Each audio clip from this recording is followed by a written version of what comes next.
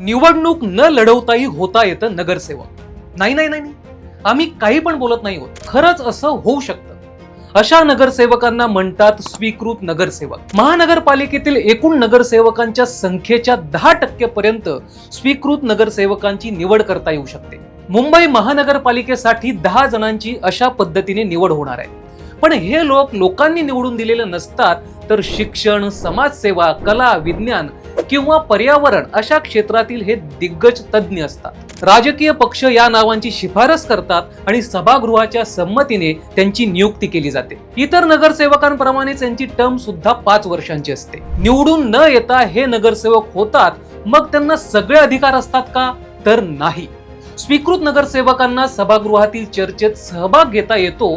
ते शहर विकासासाठी मोलाचा सल्ला देऊ शकतात, पण त्यांना महत्त्वाच्या निर्णयांवर मतदान करण्याचा अधिकार नसतो. यांना थेट पगार नसतो, पण महापालिकेच्या बैठकींना हजर राहिल्यावर त्यांना मानधन मिळतं. आता मुंबईत सेना, भाजपा, उभाटा कोणाला स्वीकृत नगरसेवक करतील? तुम्हाला काय वाटतं ते कमेंट करून नक्की सांगा.